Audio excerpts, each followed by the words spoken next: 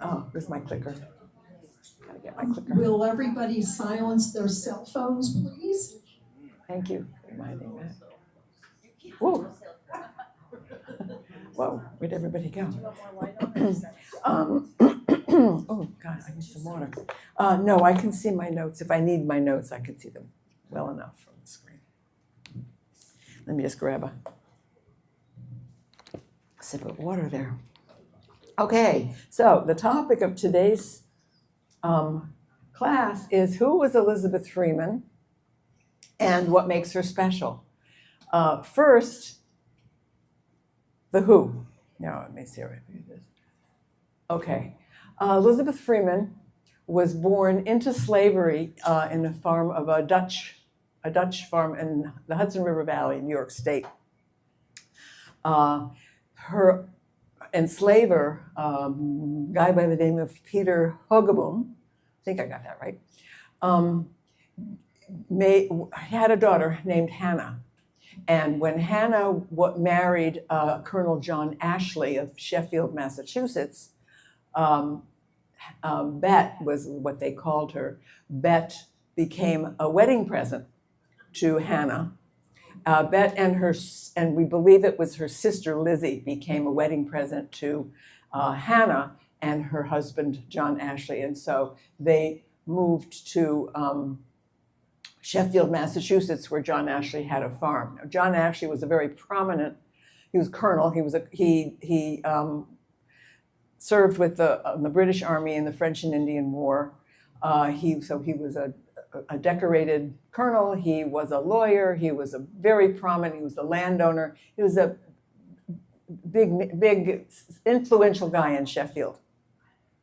So here she was in Sheffield. Oh, wait a minute. I now have just to give you some idea. Hold on. I think I've got this. Okay. Where's can I see it? Oh, there it is. Okay. There's Claverack, New York, where she's believed to have been born. And it's only about, and there's Sheffield. And then there's Great Barrington, which also has some importance in her life. If you look at the kind of the detail, you can see it's really only about 40 miles from Claverack, New York to Sheffield. And then from there to Great Barrington and there to Stockbridge. Both of these places are important places in Bet's journey, which we will talk about in a minute. Okay, now this is a picture of the Ashley farm. Being a female enslaved person, she did what most females did. She worked in the household, doing all of the household stuff. Colonel Ashley was, as enslavers go, apparently a nice guy. His wife, on the other hand, Hannah, was mean, bad-tempered, and was not a very pleasant person to work for. Colonel Ashley, I think, did his best. I think he really liked Bet, and he kind of tried to protect her from his vicious wife. And he did many times, and I think Hannah did not actually appreciate that. But when he wasn't around, things got a little bit dicey. There was a situation. Now, this is a picture of the kitchen. The Ashley farm is now a museum, so you can actually go inside and see it. It's out in Sheffield. This is the kitchen. Bet had we believe it was her younger sister, Lizzie, who came with her to the farm. And we believe it was probably Lizzie who, one day they were making bread, and Lizzie just took a piece of leftover dough and placed it on the hearth for herself, just as a little, because, slaves, they're hungry, like, a lot. So, but Hannah happened to come in the kitchen and see it, and she flew into a rage, and she picked up what was likely, where is it? No, wrong thing. There we go. Probably an implement like this. It was hot, iron, and she took it and she swung it at Lizzie, but Bet interceded, got her arm in between, and caught it on her arm. It apparently went all the way to the bone. She and Lizzie apparently did their best to kind of bandage it, heal it. It did not heal well. I mean, it healed, but it was ugly. Hannah asked Bet to cover it up because it was so ugly, and Bet said NFW, essentially. Not in those words, because that's not what enslaved people did. But she said, no, I'm not going to cover it up because I want it to be evidence. I want it to be visible. And it was, in fact, when visitors came, people from the outside came to the farm, and they saw Bet, and they saw this ugly, ugly thing, and they asked Bet, what happened to you? All she had to say was, ask Mrs. That was it. She didn't want to say, well, Madam did it, because then she'd get in trouble. So it was just ask Mrs. And it was usually in the presence of Hannah that she did that. So she then said, at some point, she said, so who actually was the mistress of Ashley Farm, her or me? She kind of knew from the beginning. She had some sense of herself, of who she was, and of the injustice of what was going on. But more about that later. So now, while she was at Ashley Farm, she somehow learned nursing and midwifery. And she became, I guess, pretty good at it. And so all of the neighboring families would call upon her for her services. If it was nursing, if it was to deliver babies, she became known as Mum Bet. Mum Bet meaning a kind of an honorific to honor the fact that she was a caregiver, that she was providing services, and she would get paid for it. That's the interesting thing. And this happened. This was not unusual that there were enslaved people who had these kind of side gigs, if you were, they would get paid for them. And so she was, accumulating a little bit of money on her own for these services. And among the families that relied on her most was the family of Theodore Sedgwick. Now, Sedgwick was another very prominent person in Sheffield. He was an attorney. He was a respected citizen. He was a political ally of Ashley, who was also an attorney, I believe. And he and his family had a huge impact on Mum Bet's life, that we will find out in a bit. Do I want to see anything more about that right now? Hang on, let me just check. No, okay. So, but the thing is that, as she became known outside her world of enslavement and became respected by other people like the Sedgwicks, I think her sense of her own self, again, and a growing feeling of possibly, maybe, dare she think, independence started to grow. So what happened next was, she was also smart. She couldn't read or write. She could or could not? What? She could or could not? Could not. She was, as most enslaved people were, illiterate, could not read or write, but she was smart. She knew how to fade into the woodwork, keep her mouth shut and her ears open. And she did that. And that's what makes her, one of the things that makes her special. Now, this is a picture of the study or the parlor in the Ashley home. This was in the 1770s, early 1770s, and Ashley, who I said had been in the French and Indian War, had served with the British, was beginning to get, along with other people in the area, disillusioned about what the British were doing. I mean, let's face it, this was the early 1770s. What was happening? Boston Massacre was in 1770. And the Boston Tea Party was in 1773. And so the natives were getting restless. The people, Ashley and people like Sedgwick and others, would start to gather in Ashley's parlor there, in his study, and start to talk about, what are we going to do about this? What statement do we need to make? And as they started to talk about this manifesto that they wanted to write, some sort of statement that said, we're not on board with this. We want to really to acknowledge that we want to get out from under these oppressors. Irony. And as they were sitting in the study, talking about the wording and discussing it, who was the fly on the wall but Mom Bet? And she was listening to these words. And what words was she hearing? What ended up being the 1773 Sheffield Declaration that all of these men signed. Who wants to read it? Go ahead. Wait a minute. Oh, sorry, that's right. I forgot. I was going to ask for audience participation.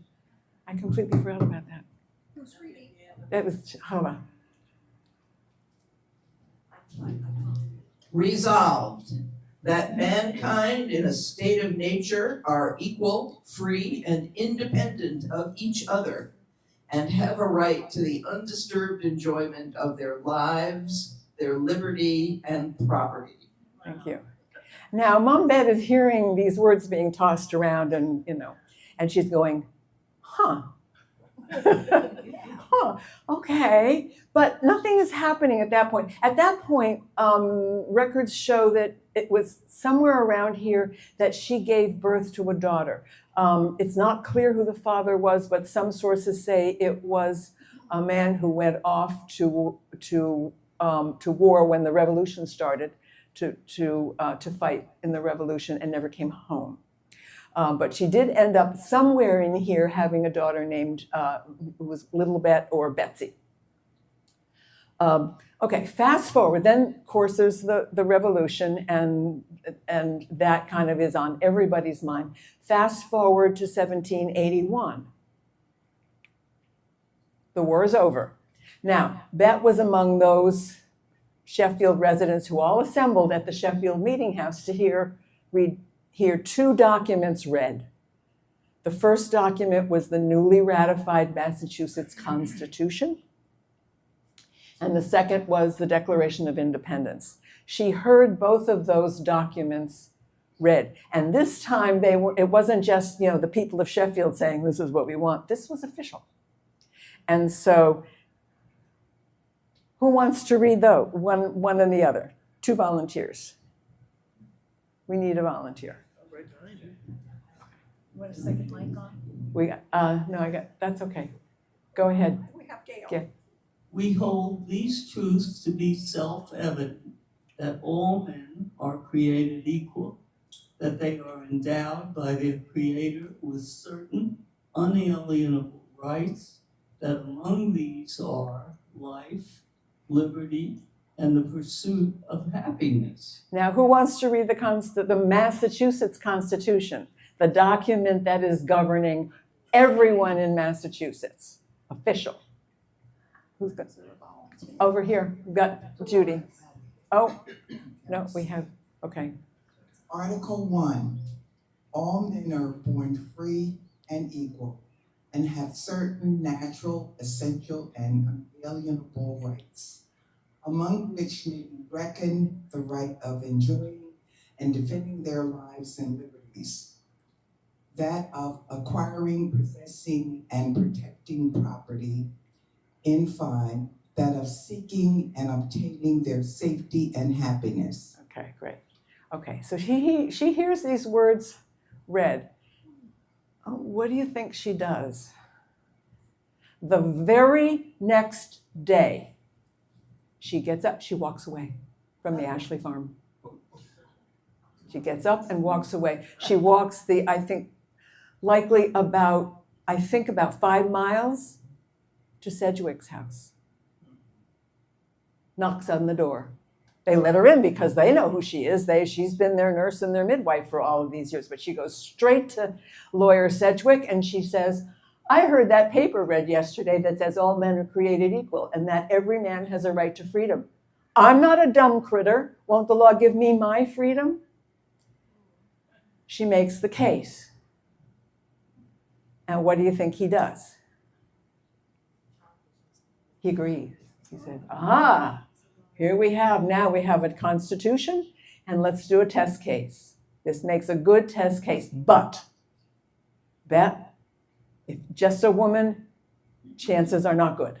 We need to add a man to the lawsuit. So they recruit a guy by the name of Brom, who was enslaved by Colonel Ashley's son, to join the lawsuit. And they go forward. Now, the interesting thing is that there had been previous cases brought before the Massachusetts courts by enslaved people, but it was always for cause. In other words, either was excessive cruelty. Mostly it was for enslavers not honoring or reneging on agreements that they had made with their enslaved people and saying to somebody, for example, when you reach the age of 18, I will set you free. And then, of course, they didn't. And so there were about 30 of those cases that had come into the courts and had been heard and approved of. This was the first that was testing the new Constitution. So it was setting a precedent.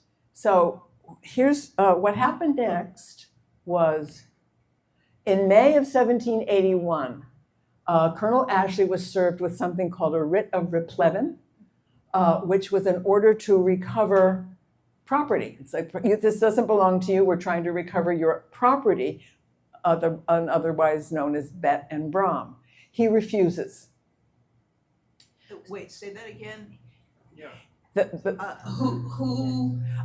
Sedgwick serves Ashley with this order, an order to recover property.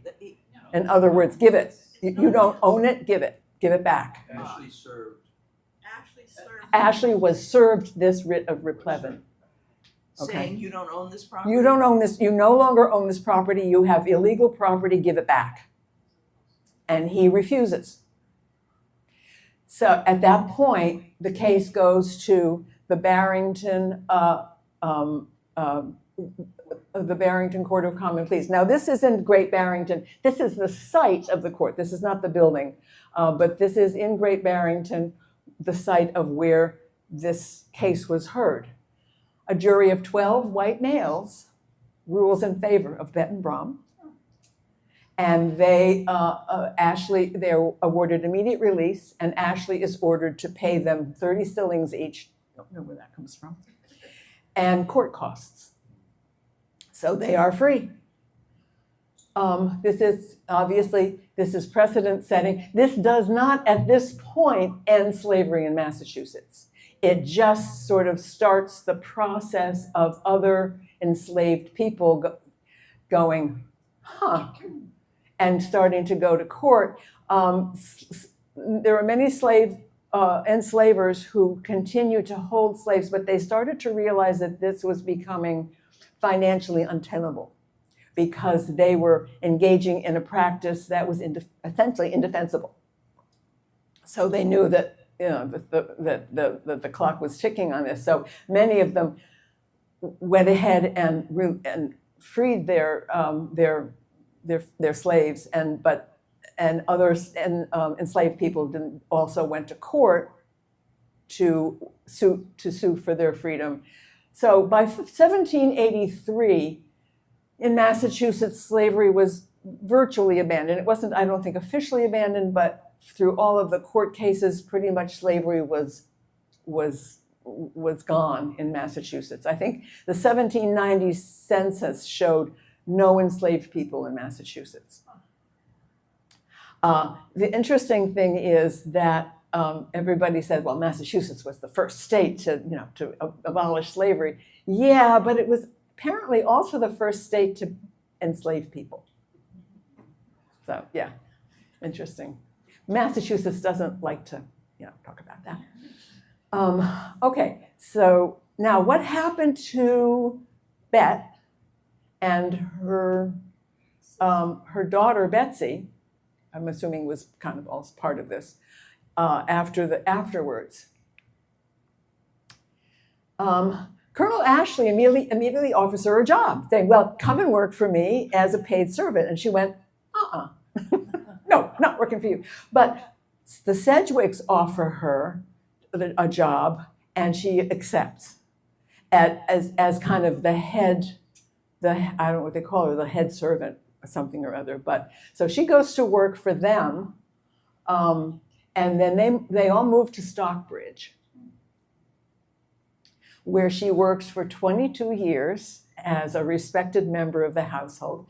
In 1803, she retires and has saved enough money to buy a house, which then grows into a farm, which then is able to accommodate her daughter, her daughter's family, her granddaughters, her great-granddaughters, and is creating this community, and that ended up being kind of a diaspora of Black families that is becomes the backbone of what is now a thriving Black community in the Berkshires, the area of the Berkshires. She becomes the second wealthiest Black landowner in the region, and she died in 1829. She was born in, they think about 1820. What did I say? Did it? 1722, 24. She went over to the Ashleys in, I think, around 1758. So she was a teenager when she went over to the Ashleys. So she died at, they think, about 85 years old, and she was buried in what is known as the Sedgwick Pie. That is a burial plot in the Stockbridge Cemetery that is named like that because it's kind of pie-shaped, the way the gravestones are arranged. And she is buried within the Sedgwick Pie, the family plot. And her epitaph was written by Theodore Sedgwick's son, Charles. This statue, by the way, I'll tell you about it now. It's a bronze statue that was erected in 2022 in Sheffield, on the Sheffield Green, to honor her, and was at that point, August 21st, which was the day that she earned her freedom, has become Elizabeth Freeman Day. It's not a Massachusetts holiday, but it is celebrated in many communities around in the Berkshires area, and I think probably eastern New York State and maybe southern Connecticut. Is a little bit of the scar showing on the statue? That looks like a sleeve, actually. I don't know. On the left. So left arm. On her left arm. Oh, yeah, actually, yeah. Hang on. Good catch. In here? What's on the card? And the card, that was the document of her manumission, her freedom. She's okay. So yes, that was erected in just recently, 2022, and August 21st is Elizabeth Freeman Day. Now, and here is that's it. There's the Sedgwick Pie, and this is her. Where are we? Oops, wrong one. This is her gravestone here in the family plot. Who wants to read the epitaph? We need a good. Judy. I can't read it because if I do, I start to cry. Elizabeth Freeman, known by the name of Mother, died December 28, 1829. Her supposed age was 85 years. She was born a slave and remained a slave for nearly 30 years. She could neither read nor write, yet in her own sphere she had no superior nor equal. She neither wasted time nor property. She never violated a trust nor failed to perform a duty. In every situation of domestic trial, she was the most efficient helper and the tenderest friend. good mother, farewell. I see what you mean. Okay, now for the rest of the story. In 2021, a professor and researcher at Tufts University read a story about the planned memorial, the statue of Elizabeth Freeman, and read something about her story, and also learned, among other things, that Elizabeth Freeman had, of course, this large family, and she had left a will, paper trail, which was very unusual for anyone born into slavery. There was some element of paper trail. And she decided that Mum Bet was a really good candidate for genealogical research. And she contacted this outfit called 10 Million Names. It is an initiative that the mission is to research the genealogy of enslaved people to find their descendants. They saw what she presented to them. They agreed, and they began to research Elizabeth Freeman's descendants. And it took them until early 2024, and they found someone. They found she was in Virginia. She is also involved somehow in the caregiving field, which is kind of interesting. In Virginia, they found her and they contacted her. Now, the first time they contacted her, she went, "Yeah, right, yeah, go away." But they kind of kept persisting, and they contacted her. She returned a phone call, and they talked to her, and she said, smartly, "Give me proof. I need some proof." So they did. I mean, there was then subsequently a Zoom call, and they went into some real detail as to how they had traced the lineage, and there was enough information there. There were enough, names in that lineage that got Lisa going. Yeah. Okay, I get it. I mean, she could relate. She could see the connections there, and so she understood. So in August of 2024, just a year ago, they brought Lisa to Massachusetts in time for Elizabeth Freeman Day to visit all of the sites that were in her ancestors' journey. And she went to the Ashley Farm, she went to the Sedgwick House in both places, she went to the site of the courthouse in Great Barrington, she went up to Stockbridge, and she went obviously to the gravesite, and there she is. And I can see that she is actually wearing her shirt she's wearing, they made where is it? Oh, right there. That's a shirt with a picture of her ancestor on it, and this is her at the gravesite. And she said at the time, this was a year ago, that she would like to restore the gravestone, the inscription on the gravestone, because it's been so worn by over the years. So that's the story, and that's how somebody has a notification.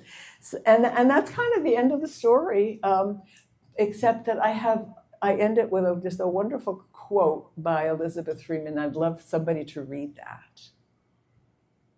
Who would like to read that? Anybody? Okay, I'll read it. Anytime while I was a slave, if 1 minute's freedom had been offered to me and I had been told I must die at the end of that minute, I would have taken it just to stand 1 minute on God's earth a free woman. I would. And that was Catherine Sedgwick. The descendants, Theodore's children, Catherine and Charles, did a lot of recording of Elizabeth's life. And researchers have since gone into that life and tried to, get the documentation of who exactly she was, if she, her daughter, whether it was there was a sister, whether there was a husband, and they're just trying to find some paper documentation to kind of figure out more about her life. And it's been hard because not all that documentation does not always exist. But and there's a lot of myth, just like with Harriet Tubman. There's a lot of myth as well as reality, and I think this is true also. Elizabeth Freeman. Yes. Yes, I was wondering if the descendant from Virginia has any children, and whether she has documents to pass on to those children. As far as I know, she does not have children. I'm not positive. I will have to. At some point, I think I researched that, but I don't remember because, but that's a good question. Yes, Chava.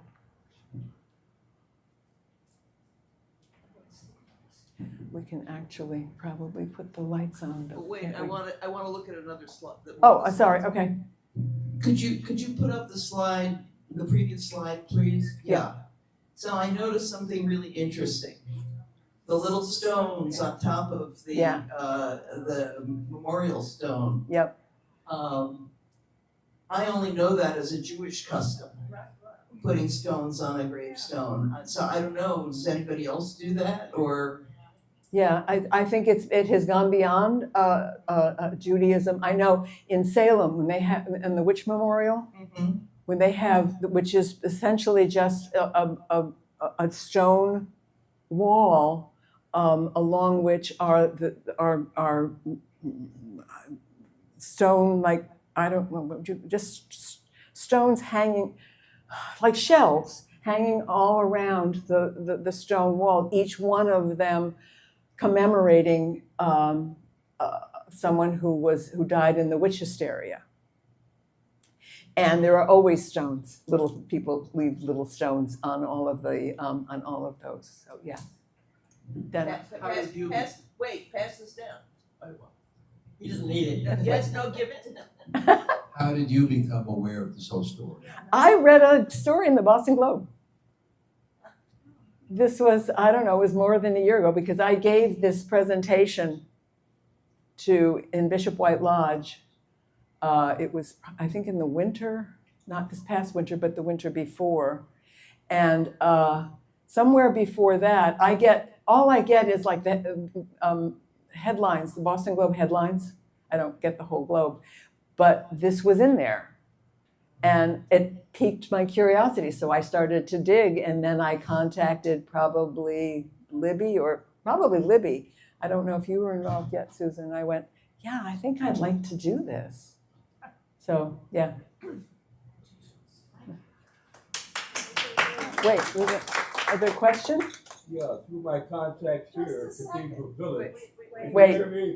Wait. You can hear me? You don't have to yell. Thank you. I would like to offer it to you anyway. Whether you want it or not. Yeah, through my contact here in Cathedral Village, years ago I had the pleasure of meeting a family member who were members of the Cedric family. Oh. And I have been to Stockbridge about 3 years ago, and the Cool. Stockbridge mansion on the farm there is available for overnight or 2 or 3 days to be billeted there. Oh, wow. And I just got there one day late because somebody from the Boston Symphony Orchestra had booked it for a week. But we did see the original portrait of Mombek, and as you walk in the door, it's there. They walked us down. The people who are running it right now walked us down to the farm, to the gravesite, the pie-shaped piece of altar there. Yeah. It was quite an experience. I had known nothing about her. I just walked in here by mistake, and lo and behold, here it is. There it is, yeah. So, wonderful experience to be in Stockbridge.